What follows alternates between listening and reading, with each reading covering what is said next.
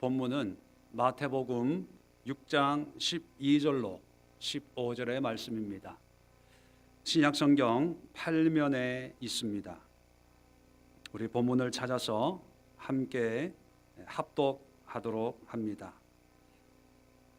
마태복음 6장 12절로 15절의 말씀, 제가 천천히 봉독하도록 합니다. 12절입니다. 우리가 우리에게 죄 지은 자를 사하여 준 것 같이 우리 죄를 사하여 주옵시고 우리를 시험에 들게 하지 마옵시고 다만 악에서 구하옵소서. 나라와 권세와 영광이 아버지께 영원히 있사옵나이다. 아멘. 14절입니다. 너희가 사람의 잘못을 용서하면 너희 하나님 아버지께서도 너희 잘못을 용서하시려니와 너희가 사람의 잘못을 용서하지 아니하면 너희 아버지께서도 너희 잘못을 용서하지 아니하시리라. 아멘. 자, 오늘 이 말씀을 가지고 하나님 나라와 용서라고 하는 제목으로 함께 은혜를 나누려고 합니다. 오늘은 특별히 우리 아프리카 케냐 단기 선교 사역을 위해서 제가 본교회를 떠나서 이곳 케냐로 와 있기 때문에 주일 예배는 부득이하게 영상으로 함께 예배 드리도록 하겠습니다. 비록 영상이지만 우리가 눈으로 서로를 보는 것처럼 친밀한 영적인 교제 속에서 어느 주일 예배보다 더 은혜로운 그런 예배가 되지 않을까, 그런 기대를 가져봅니다. 아무튼 멀리 있지만 여러분들을 축복하고 또 예배를 통해서 함께 하나님을 높이 찬양하고 경배하는 주일 예배가 될 수 있기를 기도드립니다. 오늘 이 본문을 통해서 우리가 함께 생각해 봐야 할 문제는 용서에 관한 것입니다. 요즘 신문 지상을 보면 미투 운동이라고 하는 것이 각계각층에서 일어나고 있습니다. 그동안 성적으로 억압되어 있고 또 상처 가운데 있던 여성들이 성폭력을 고발하고 또 드러내는 그런 운동의 열기가 이곳저곳에서 일어나고 있습니다. 이러한 사회운동을 바라보면서 하나님 나라를 세워나가고자 하는 우리 그리스도인들에게 있어서 이런 미투 운동이나 또 죄를 고발하고 또 회개하고 용서하고 하는 이런 모습들을 어떠한 시각에서 바라봐야 되고 이해하고 또 우리가 살아가야 할지를 함께 생각해 보려고 합니다. 미투 운동이라고 하는 것은 잘 알고 계시는 분들이 있겠지만 그동안 표현하지 못했던 또 드러내지 못했던 이런 성폭력의 피해자들이 이제 용기를 가지고 그 사실을 고발하면서 사회의 어떤 각성과 기존 가치관을 다시 한번 새롭게 바꾸어 보자 하는 그런 운동으로 일어나고 있습니다. 그동안의 피해자들이 피해를 입었어도 입었다고 표현하지 못하는 그런 아픔 속에 살고 있다가 이제 이 시대적인 흐름 속에서 자기의 권리를 찾고 또 가해자에게 정당한 그리고 합당한 어떤 대가를 요구하는 그런 일들이지요. 그런데 이런 현상을 보면서 우리가 잊지 말아야 할 것이 있습니다. 그것은 죄를 지적하고 고발하는 일도 물론 중요합니다. 분명히 말하지만 그러한 일들은 가해자의 행한 일들은 결코 쉽게 용서를 이야기할 수 있는 그런 문제들은 아니라고 생각됩니다. 그러나 우리 그리스도인들은 특별히 하나님의 나라를 이 땅에 세워 나가려고 기도하는 우리 그리스도인들은 이러한 죄의 문제, 범죄의 문제를 바라보면서 또 한편으로는 용서라고 하는 것을 생각하지 않을 수가 없습니다.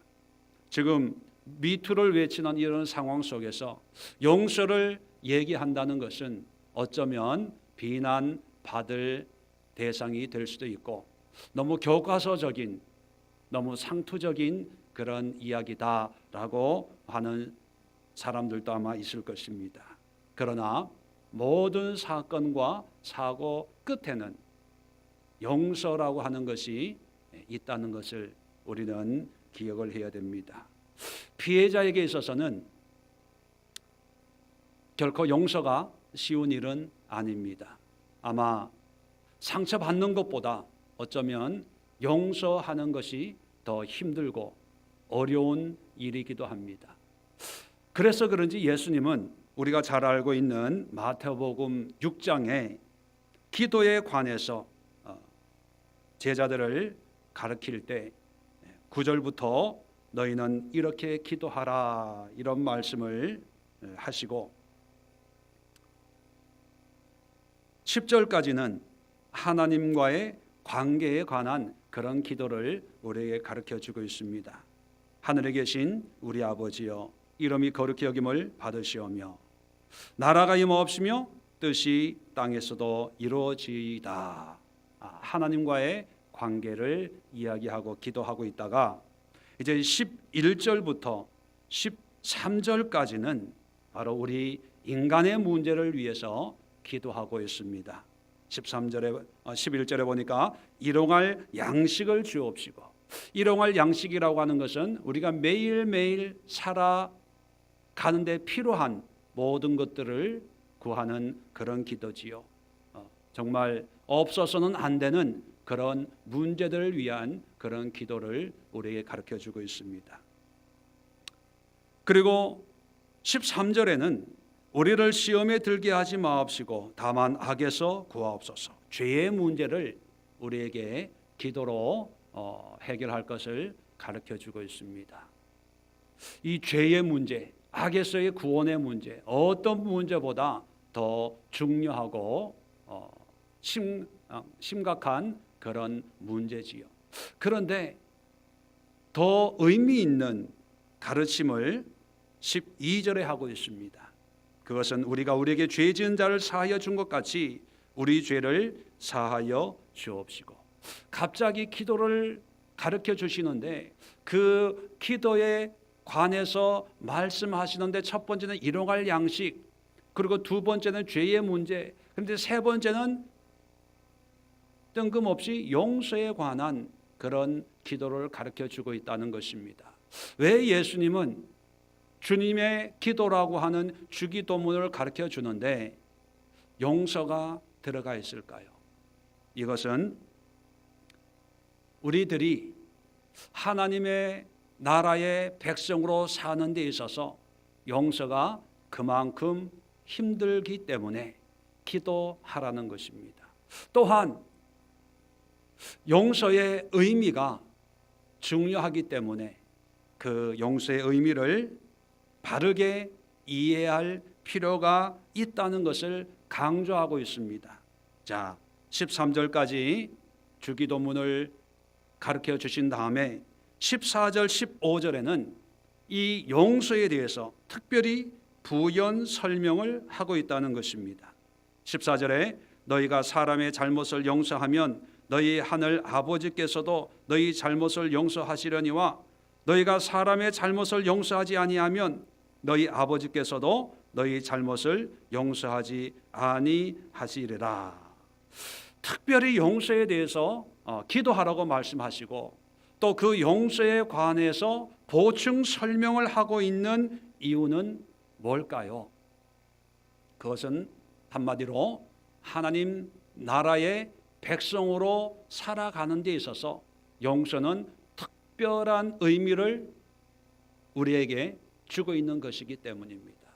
그렇다면 오늘 용서에 관해서 하나님이 무엇을 우리에게 가르쳐 주시고 강조하시려고 하는가를 세 가지 관점에서 함께 살펴보도록 하겠습니다.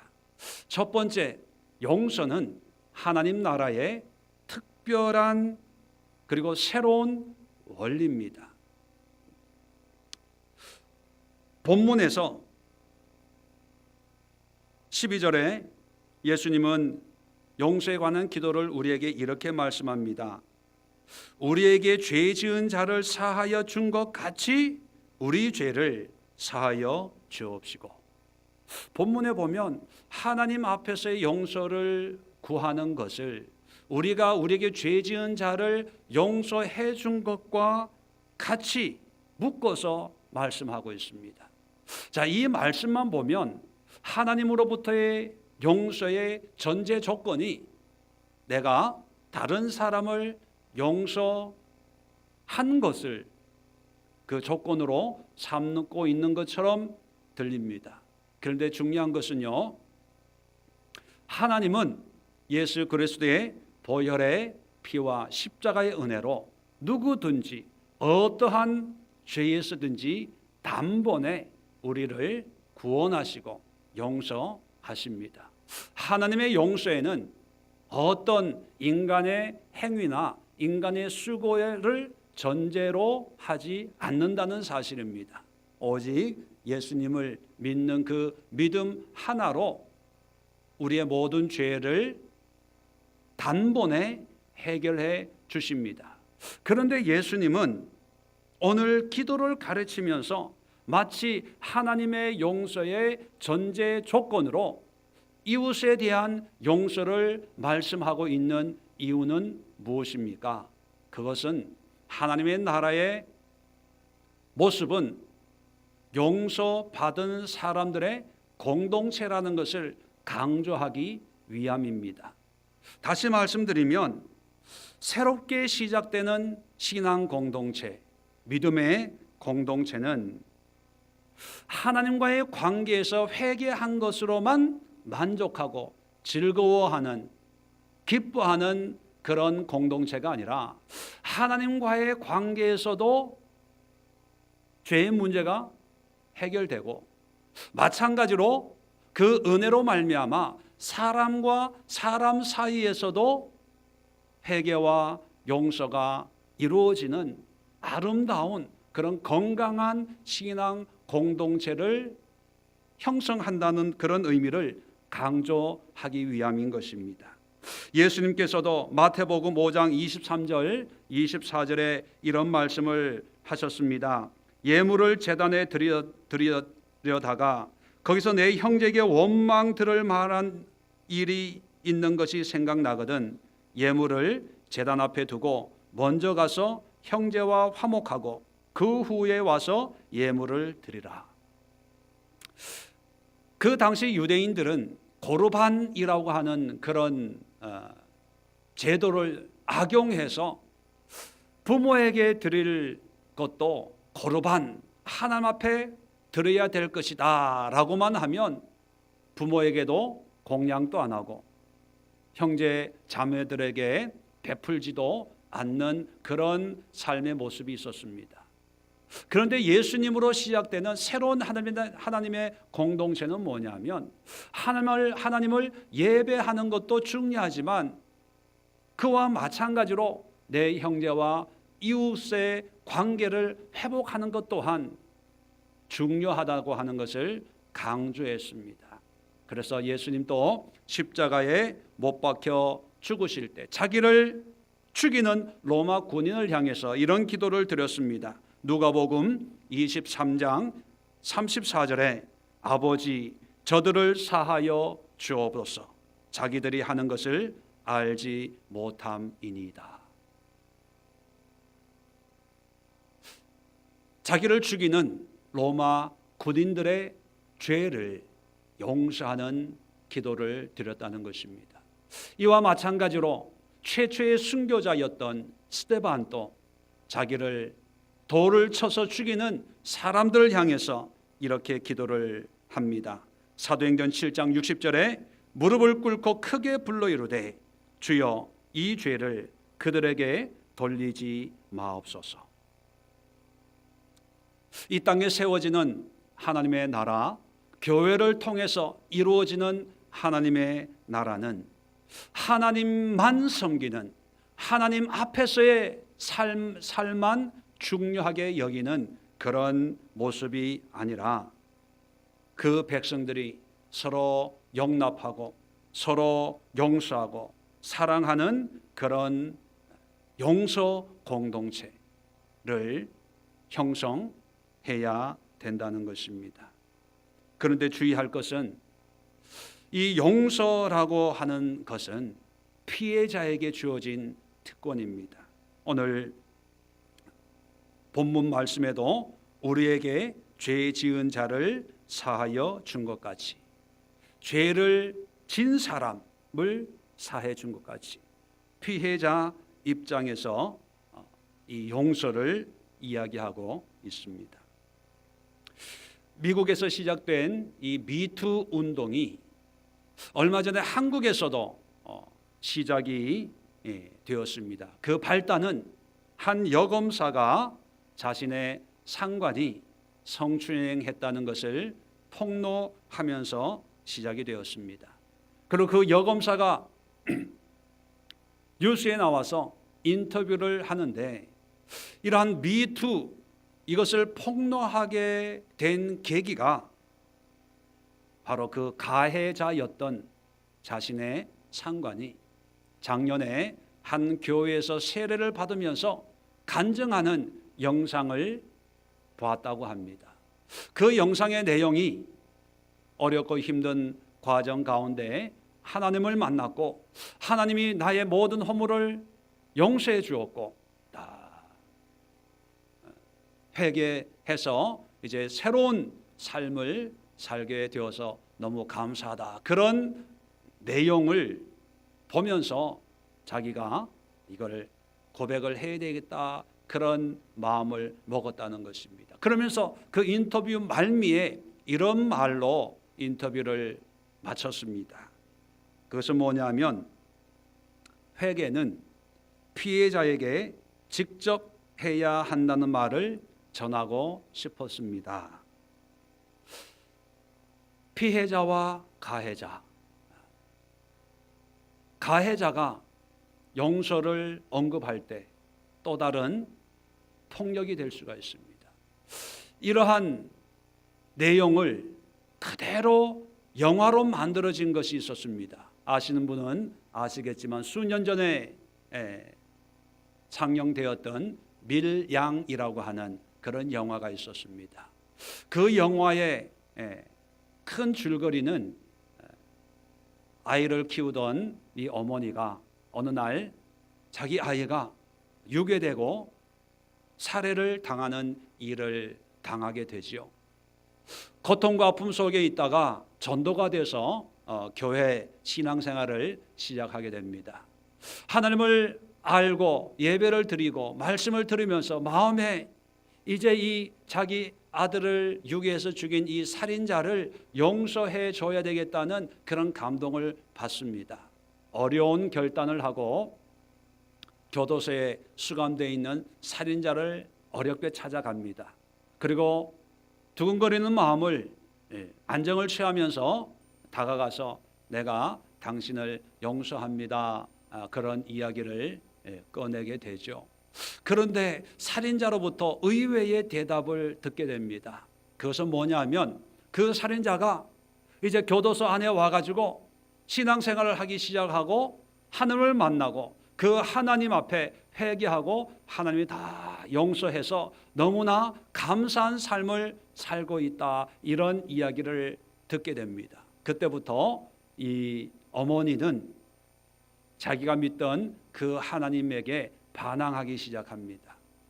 나는 이렇게 힘들게 용서하는데 하나님이 뭔데 내 아들을 죽인 이 살인자를 그렇게 쉽게 용서해주고 회개를 받아주냐, 그런 마음으로 이제 교회를 핍박하고 예배를 방해하는 그런 내용의 영화였습니다. 가해자 입장에서 쉽게 용서를 얘기한다는 것은 피해자에게는 또 다른 폭력이 될 수가 있습니다. 그런데 이 용서는요, 가해자 몫이 아니라 피해자 몫인 것을 오늘 성경은 말씀해 주고 있습니다. 14절에도 사람의 잘못을 용서하면, 누군가가 나에게 실수를 해서 내가 피해를 입었지만 내가 용서를 하면 하나님도 우리의 죄를, 실수를 용서하겠다는 것입니다. 하나님께서 이 땅에 하나님의 나라를 세우시면서 새롭게 시작하는 그 공동체를 통해서 용서 공동체를 만드시는데, 이 용서는 힘있고 또 상대방을, 다른 사람을 아프게 하고 해를 입히는 자의 전유물이 아니라 상처받고 힘없고 빼앗기고 억눌렸던 사람들이 하나님의 은혜 속에서 오히려 그들을 품고 사랑하고 용서하고 마음으로 받아들이는 그런 하나님의 은혜로 말미암아 하나님의 나라가 세워지는 것이라는 것입니다. 오늘날 많은 피해자들이 마음을 졸이고 또 분노를 삼키면서 복수를 꿈꾸고 있는 그 모든 것들이 하나님 나라에서는 그 모양과 모습이 어떠하든지 간에 다 용서로 승화시키기를 원한다는 것입니다. 그리고 그것이 용서라고 하는 것으로 드러날 때 비로소 하나님의 나라가 이 땅 위에 세워진다는 것입니다. 그걸 위해서, 용서를 위해서 기도하라. 이것이 주기도문의 중요한 의미입니다. 두 번째는, 용서는 성도들에게 주신 하나님의 특별한 은혜라는 사실입니다. 예수님을 따르는 사람들을 통해서 교회 그리고 하나님의 나라가 탄생하게 되었지요. 이 교회를 통해서 믿는 모든 성도들에게 하나님이 베푸신 놀라운 특권이 있습니다.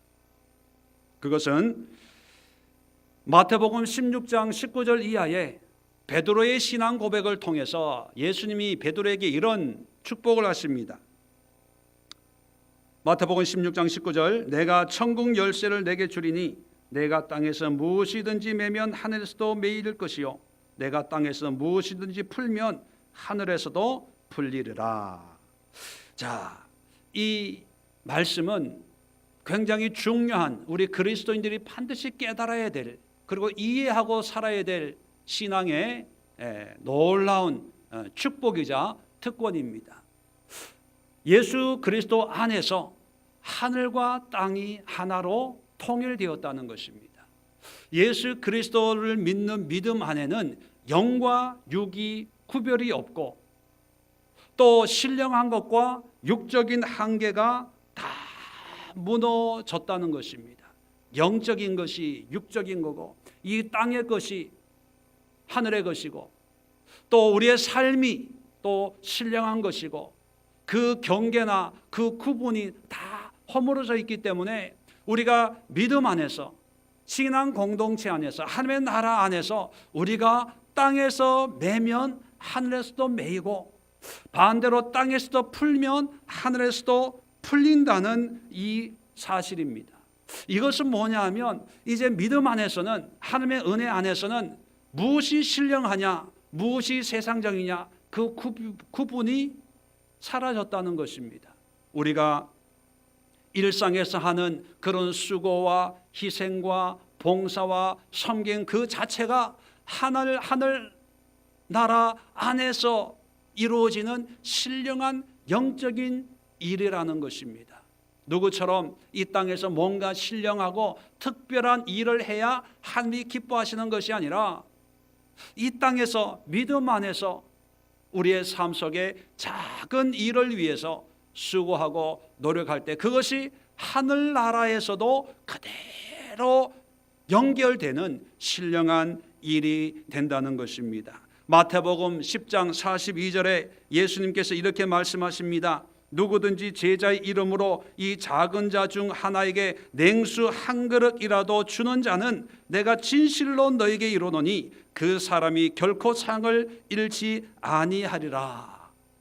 우리가 작은 자에게 냉수 물 한 잔 대접하는 것도 신령한 일이라는 거예요. 결코 하늘의 상급을 잃어버리지 않게 된다는 것입니다.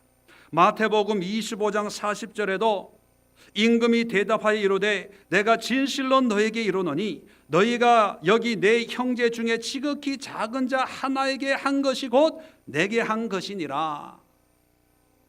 여러분, 작은 자에게 찾아가고 위로하고 문병하고 감옥에 갇히면 찾아가서 권면하고 하는 이 모든 작은 일들이 결코 작은 것이 아니라 곧 하나님을 향해서 하는 그런 우리의 삶의 고백이라는 것입니다. 그렇기 때문에 여러분, 이 용서라고 하는 것이 어떤 면에서는 내가 조금 손해보고 조금 힘들고 아픈 거지만 이 용서를 함으로 해서 하나님의 용서를 얻게 된다는 것입니다. 그렇기 때문에 작은 일부터 큰 일까지 우리가 용서라고 하는 문제를 풀고 우리의 감정을 풀고 우리의 관계를 푸는 그런 일을 하면 우리가 보기에는 그저 내 일이고 너와 나와의 관계고 내가 마음 아픈 것이고 내가 화가 나는 것이고 내가 힘든 문제이지만 그러나 믿음 안에서는 이것이 하나님 보시기에 굉장히 신령한 영적인 일로 하나님이 우리를 살펴보신다는 것입니다. 그렇기 때문에 뭔가 신령한 일을 하려고 찾아다닐 필요가 없습니다. 뭔가 특별한 하나님이 기뻐하시는 그런 일을 하려고 애쓸 필요가 없고 우리 주변에 있는 작은 자, 보잘것없는 사람, 나를 힘들게 하는 그런 사람들에게 내가 참고 인내하고 용서하고 사랑하는 그것이 곧 하나님의 일이고 하나님의 영광을 드러내는 일이 된다는 것입니다. 용서라고 하는 것은 어떻게 보면 너무나 힘든 일일 수도 있습니다. 또 어떤 사람에게는 용서라고 하는 것이 그저 마음만 먹으면 내가 너를 용서한다 말 한마디만 하면 쉽게 이루어지는 것 또한 용서일 수 있습니다. 그것이 어떤 종류의 용서이든지 간에 우리가 묶인 감정을 풀고 매듭져 있는 그런 관계를 풀면 하늘에서도 풀립니다. 우리가 용서를 하면 하나님이 우리를 용서합니다. 반대로 우리가 용서하지 않으면 그리고 우리가 풀지 않으면 하늘에서도 풀리지 않는다는 사실입니다. 그렇다면 하나님이 우리를 믿음으로 인도하시고 믿는 자에게 마치 베드로에게 주신 그 축복의 언약이 우리 믿는 모든 사람들에게 동일하게 베푸신 놀라운 특권입니다. 그 특권은 마음껏 사용하는 것입니다. 그리고 그 특권을 통해서 마음껏 하나님의 은혜를 누리는 것입니다. 오늘 이 시간 여러분 마음속에 아직도 해결되지 않는 그런 문제, 관계의 아픔과 어려움이 있다면 모양과 모습과 정도는 어떠하든지 간에 그것이 하나님이 기뻐하시는 일이구나, 이것이 신령한 일이구나, 이것이 하늘의 삶을, 하늘의 일을 이루는 이 땅의 일이구나 생각을 하시고 용서를 하십시오. 그러면 우리에게는 별거 아닌 것 같고 우리에게는 조금 마음이 힘들어지는 일일지라도 그것이 결코 무의미한 것이 아니고 무가치한 것이 아니라 하늘에 놀라운 은혜를 쌓아가는 거룩하고 신령한 일이라는 사실을 여러분 기억할 수 있기를 바랍니다. 마지막으로 세 번째는요, 이 용서는 새로운 신앙의 지평을 열어주는 일입니다. 용서에 대해서 예수님이 기도를 가르쳐 주시고 특별히 14절 15절에 이 용서에 대해서 부연 설명을 해 주시고 있습니다. 반복해서 사람의 잘못에 대한 용서를 강조하고 있는 것이지요. 마치 이 글을 읽어보면 하나님의 용서를 위한 필수 조건으로 사람들의 실수를 용서해야 한다, 이런 의미를 우리에게 주고 있습니다. 그러나 말씀드린 것처럼 하나님의 용서의 전제 조건이 사람의 용서가 아니라 그만큼 사람의 용서를 강조하기 위한 강조법입니다. 왜 이렇게 예수님이 강조를 하실까요?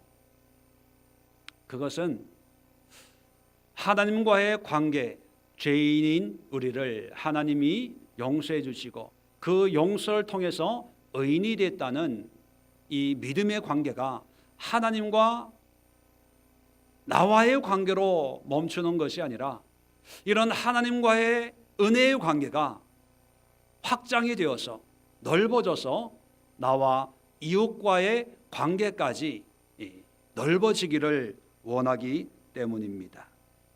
예수님 당시의 사람들은 하나님께 회개했으니까 이제 다 용서받았다, 이런 생각을 했습니다. 그래서 죄를 지으면, 실수를 하면 제물을 가지고 하나님 앞에 와서 예배 드리고 제사 드리고 피 흘리는 짐승의 제물을 드렸습니다.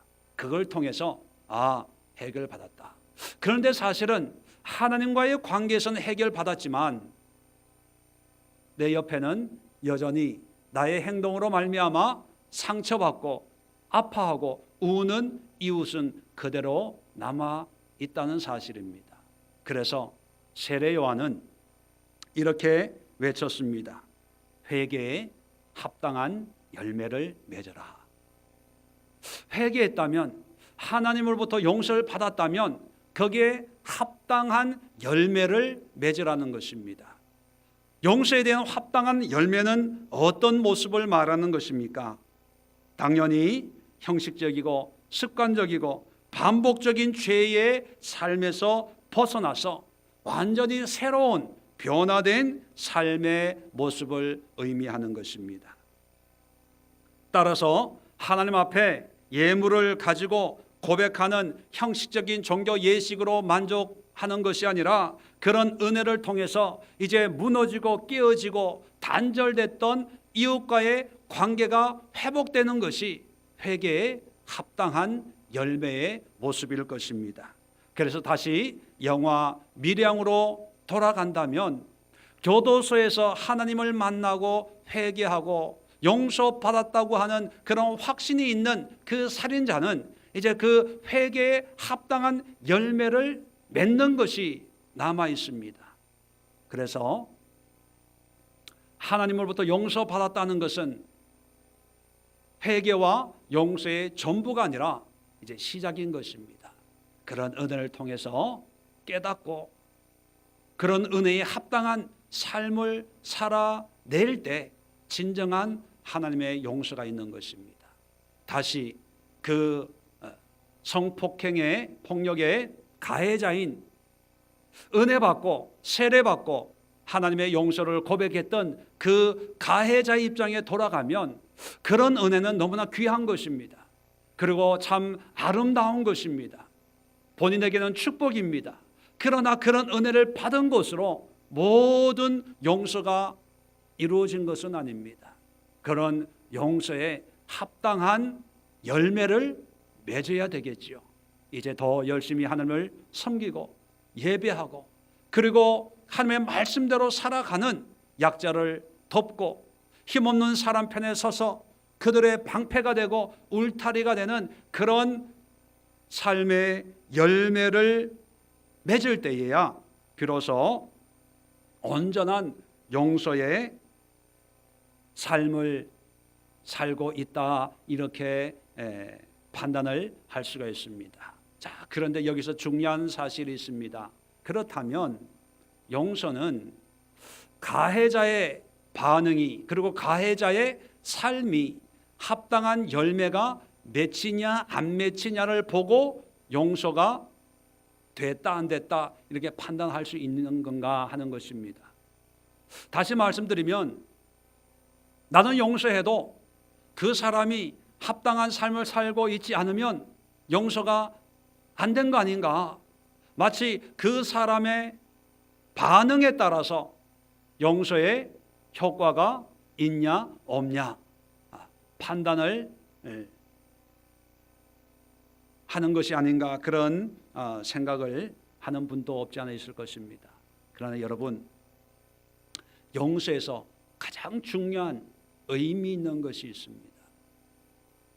어떻게 보면 용서에 있어서 가장 중요한 결론적인 의미가 아닌가, 그런 생각을 합니다. 그것은 뭐냐 하면 용서는 하나님을 아버지로 고백하고, 그리고 하나님 아버지를 향해서 기도할 수 있는 삶을 살기로 작정한 사람들에게 주어지는 것이라는 거예요. 자, 이게 무슨 말이냐 하면 오늘 예수님은 기도를 가르쳐 달라고 하는 제자들 향해서 기도를 가르쳐 줍니다. 하늘에 계신 아버지여 하면서 하나님을 아버지라고 부르고, 그리고 그 아버지를 향해서 기도를 하면서 나에게 죄 지은 자를 사하여 준 것 같이 나의 죄를 사하여 주옵시고, 이렇게 기도하라고 우리에게 말씀하고 있습니다. 이 얘기는 뭐냐면 용서는 하나님을 아버지로 영접하고 그 하나님 아버지 앞에 우리의 일용할 양식까지, 우리의 죄의 문제까지 다 주님과 기도로 교제하고 소통하는 사람의 몫이라는 것입니다. 여러분, 오해하지 마세요. 하나님을 안 믿는 사람도 용서합니다. 하나님과 상관없이 사는 사람들도 용서를 잘하는 사람들이 있습니다. 그런데 성경에서는요, 하나님을 아버지로 고백하는 사람들에게 주어지는 특권입니다. 왜냐하면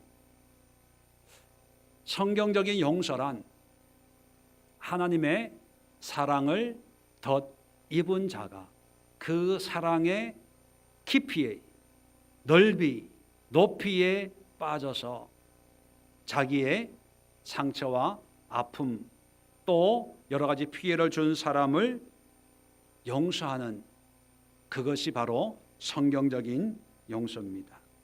하나님의 긍휼히 여기심과 용서함의 체험 없이는 남을 용서할 수가 없다는 것입니다. 윤리적으로, 도덕적으로 우리의 삶의 모습에서 쉽게 용서의 모양과 모습은 일어나지만 성경적인 용서는 반드시 하나님의 은혜를 맛본 자만이 할 수 있는 믿음의 역사라는 것입니다. 은혜 없이도 용서할 수 있습니다. 그러나 그것은 성경적인 용서가 아니라 인간적인 관계를 위한 그런 용서의 모습이겠죠.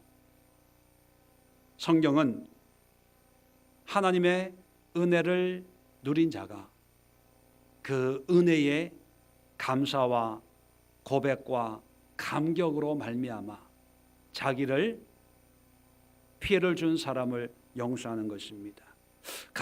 성경의 중요한 이 용서에 대한 예수님의 가르침이 있습니다. 마태복음 18장 23절 이하에 보면 베드로가 예수님에게 이런 질문을 합니다. 예수님, 형제가 내게 범죄하면 몇 번이나 용서해 줘야 합니까? 7번 정도는 용서해 줘야 됩니까? 이렇게 물었을 때 예수님께서 이렇게 말씀합니다. 70번씩 7번이라도 용서해 줘라. 70번씩 7번이라고 하는 것은 무한대를 의미하는 거죠. 무한대 끝까지 용서해 줘라. 그러면서 그 다음에 비유를 하나 듭니다. 그 비유의 내용은 어떤 나라의 임금에게 1만 달란트 빚진 사람이 있었습니다. 1만 달란트란 오늘날 뭐 정확하게 환산은 안 되지만 예를 들면 한 10억 정도 되는 그런 빚을 진 사람이 있습니다. 그 사람이 간청을 합니다. 너무 많은 액수니까 좀 탕감을 해 주십시오 하니까 이 임금이 너무 불쌍해서 탕감을 해 줬습니다. 이 탕감을 받고 기쁜 마음으로 나오는 이 사람이 길을 가다가 100데나리온 10억에 비해서 너무나 작은 한 100만 원 정도 되는 그 돈을 빚진 친구를 만납니다. 이 친구를 만나서 빚을 갚으라 했더니만 이 친구가 돈이 없다 하니까 이 사람이 감옥에 집어 넣어버렸어요. 이 사실을 왕이 알게 됩니다. 그래서 이 왕이 1만 달란트 탕감받은 그 사람을 불러드립니다. 그리고 마태복음 18장 33절에 이렇게 얘기합니다.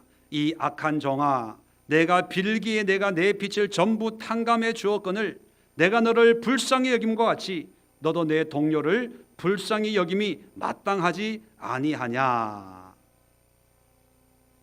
이 임금이 아주 화를 내고 그래서 이 사람을 옥에 가뒀다, 이런 비유를 들면서 35절에 예수님이 결론적으로 이렇게 얘기합니다.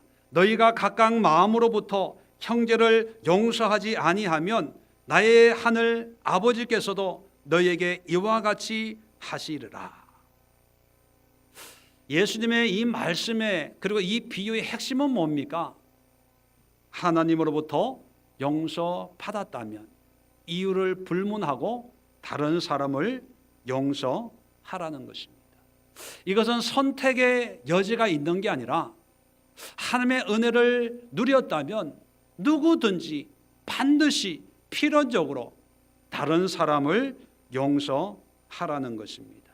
이것은 하나님으로부터 받은 그 용서의 은혜가 하나님과 나에게서 머무는 것이 아니라 이 은혜가 나를 통해서 우리 주변에 있는 다른 사람으로까지 확장되어지기를 원하는 하나님의 마음인 것입니다. 그렇게 보면 영화 밀양으로 다시 돌아가서 많은 사람들이요 밀양 영화를 보면서 살인자가 하는 이런 회개, 살인자가 받았다고 하는 이 용서의 의미, 용서의 성격에 대해서 이러쿵 저러쿵 이야기합니다. 그리고 더 나아가서 살인자까지 그렇게 쉽게 용서하는 하나님이라면 나는 안 믿겠다라고 하는 사람도 있고, 믿음으로 용서하면, 회개하면 다 용서해 주는 것이 그것이 믿음이고 신앙이고 기독교 아니냐라고 하는 사람들도 있습니다. 그런데 여러분, 물론 그 영화의 강조점이 어디에 있는지 제가 감독이 아니기 때문에 자세히 모르지만 제가 볼 때 그 영화에서 강조점은 살인자가 아니라 피해자, 아들을 잃은 그 어머니가 강조점이 되어야 되지 않을까. 왜냐하면요, 그 어머니도 하나님의 은혜를 받았다고 합니다. 그리고 신앙생활을 열심히 하기로 마음을 먹습니다. 그리고 성경을 보고 예배를 드리면서 하나님의 감동을 받고 용서해야 되겠다는 그런 마음을 먹게 됩니다. 그런데 용서하기로 마음 먹고 왔다가 용서의 대상인 살인자가 자기의 기대와 다른 반응을 보이는 순간 자기가 믿기로 했던 하나님을 대적하는 모습을 보면서, 여러분, 용서는 내가 용서할 사람의 모양과 모습이나 반응을 보고 용서하는 것이 아니라 그 살인자의 모습, 살인자의 언행, 살인자의 반응이 어떠한가는 상관없이 하나님이 나에게 베푸신 은혜가 어떠한가에 따라서 무조건적으로, 필연적으로 이유 불문하고 용서하는 것입니다. 그것이 진정한 하나님의 용서인 것입니다. 그런데 이 어머니는요, 하나님의 은혜를 받았다고 하지만 살인자를 보는 순간 그 은혜가 산산조각이 났습니다. 그것은 바꾸어 말하면 그 어머니가 받은 은혜는 진정한 은혜가 아닐 수 있다는 것입니다. 그리고 그 어머니가 하려고 했던 용서는 하나님이 원하는 용서가 아니라 인간적인 동정과 긍휼의 용서일 수 있다는 것입니다. 진정 하나님의 1만 달란트의 은혜를 입고 자기 아들을 죽인 원수 같은 살인자를 용서해야 되겠다라는 그런 마음을 먹었다면 그 살인자의 모습이 어떠하든지 간에 나에게 1만 달란트의 은혜를 주신 하나님의 은혜가 있기에 내가 용서하리라, 이런 반응이 나와야 됐거든요. 또 요즘에 미투 운동을 벌이는 그런 사람들을 보면서 물론 미투 운동의 가해자들의 그 행위를 정당화하는 것은 결코 아닙니다. 그것은 분명한 위법이고 탈법적인 그런 일이지요. 그러나 그 가해자들에게도 우리가 중요한 메시지가 오늘 그 피해자들에게 전해지는 중요한 메시지가 있다는 것입니다. 그것은 폭로와 고발 뒤에는 반드시 용서가 있어야 되는데 그 용서의 시작은 어디서부터 시작이 돼야 되냐? 하나님으로부터 임하는 은혜로 시작해야 된다는 것입니다. 가해자에게 벌을 줄 수 있습니다. 비난과 사회적인 지탄을 보낼 수는 있습니다. 그리고 끝에 내가 너를 용서한다고 말할 수는 있습니다. 그러나 그것은 진정한 용서가 될 수가 없습니다. 진정한 용서는요, 비록 내가 피해자이지만 내가 아픔을 겪었지만 하나님이 나에게 사랑을 베푸시고 구원의 은혜를 베풀었다는 것을 깨달을 때 그 사람의 말이나 모양이나 모습과는 상관없이 그를 용서할 때 진정한 용서가 회복이 되는 것입니다. 그렇다면 용서를 위해서 가장 중요한 것이 뭡니까? 하나님으로부터 내가 용서함을 깨닫는 것입니다. 용서함을 받는 것입니다. 하나님으로부터 용서가 또 하나님의 그 은혜가 임하지 않으면 진정한 용서가 안 되기 때문에 저는 개인적으로 이런 기도를 드렸습니다. 이 땅에 많은 피해자들이 있죠. 여러 가지 분야에서 피해자들이 있는데 그 피해자들이 자신의 아픔과 상처를 붙들고 아마 며칠을, 몇 달을, 몇 년을 가슴앓이를 했을 것입니다. 그리고 힘들게 그것을 이야기하고 또 어떤 경우에는 용서를 하기도 하지요. 자, 피해자들에게 가장 중요한 것이 뭘까? 저는 하나님의 은혜라고 생각을 합니다. 하나님의 은혜가 임할 때 나의 모든 죄를 탕감받았다는 그 자유함과 기쁨 속에 있을 때 나에 대한 모든 가해자들을 진심으로 용서할 수가 있고 그런 용서를 받은 가해자들 또한 하나님의 사랑으로 변화되고 회개에 합당한 열매를 맺게 되는 그런 모습을 가지게 될 수 있다고 생각합니다. 그래서 결론적으로 말씀을 드리면 요즘 일어나고 있는 사회에 묻혀있던 이런 부끄러운 일들이 드러나는 이런 현상들 속에서 누구는 피해자고 누구는 가해자고 누구는 기억이 안 난다 그러고 누구는 이렇고 저렇고 하는 이분적인 이런 사회의 모습 속에서 우리가 기도해야 될 것은 서로 간의 용서입니다. 그리고 그 용서를 위해서는 하나님의 은혜가 필요한 때가 아닌가 생각을 합니다. 피해자에게도 하나님의 은혜가 임해야 되고 가해자들에게도 하나님의 은혜가 임해야 되고 그것을 바라보는 대중들에게도 하나님의 은혜가 임해야 이 사회가 회복이 되고 관계가 회복이 되고 그 회복을 통해서 궁극적으로 하나님의 나라가 이 땅에 세워진다, 그렇게 생각을 합니다. 그래서 특별히 이런 사회적인 현상과 시대적인 그 요구와 그리고 우리가 처해 있는 한국교회와 우리 신앙의 어떤 시대적인 도전 앞에 우리가 끝까지 붙잡아야 될 것이 뭐냐? 예수님의 복음입니다.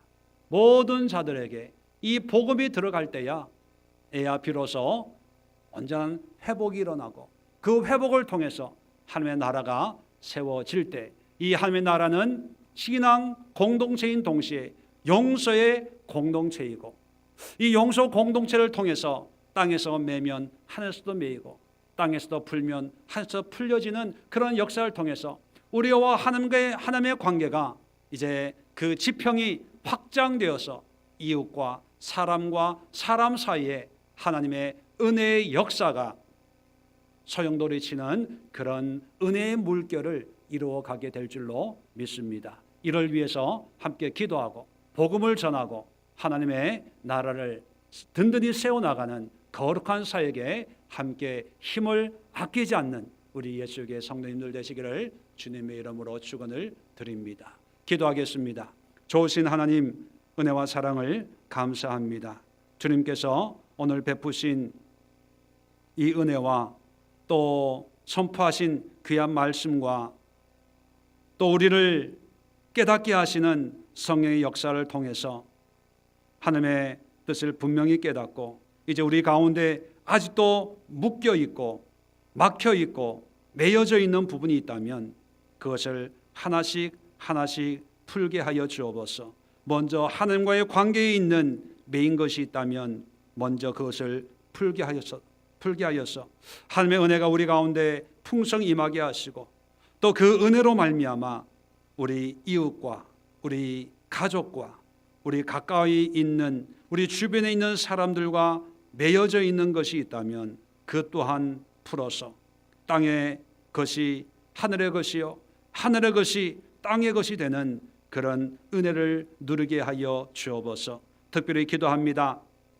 우리 가운데 어떤 피해 때문에 마음 아파하고 힘들어하고 있는 그런 모습들이 있다면 하나님의 은혜로 저들에게 진정한 용서의 능력을 발휘할 수 있게 은혜를 허락하여 주옵소서. 그래서 사람에게 실수한 자를 용서할 때 하나님의 용서를 겸하여 누리는 복을 맛보게 하여 주시옵소서. 그리고 이 사회를 위해 기도합니다.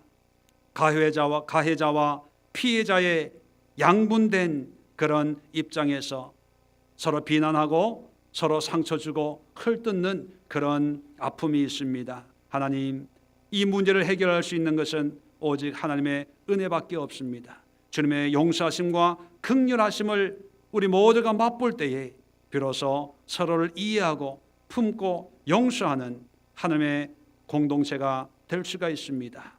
이 땅을 불쌍히 여겨주시고 이 시대를 주님의 사랑으로 품어 주시옵소서. 특별히 우리 예수교회를 위해 기도합니다. 모든 성도님 한 가정 한 가정을 위해 기도합니다. 하나님, 하나님의 긍휼과 은혜를 통해서 모든 관계를 회복하여서 정말 원수도 없고 미운 사람도 없고 마음의 상처와 아픔을 준 사람도 없고 받은 사람도 없는 아름답고 건강한 신앙 공동체를 만들어가는 우리 예수의 모든 믿음의 권속들 되게 하여 주시옵소서. 이제는 우리 주 예수 그리스도의 은혜와 하나님 아버지의 놀라운 사랑하심과 성령의 교통, 교주의 내주 충만케 하는 역사가 함께 예배하는 모든 믿음의 권속들 머리 위에 지금부터 영원까지 함께 하옵시기를 간절히 축원드리옵나이다. 아멘.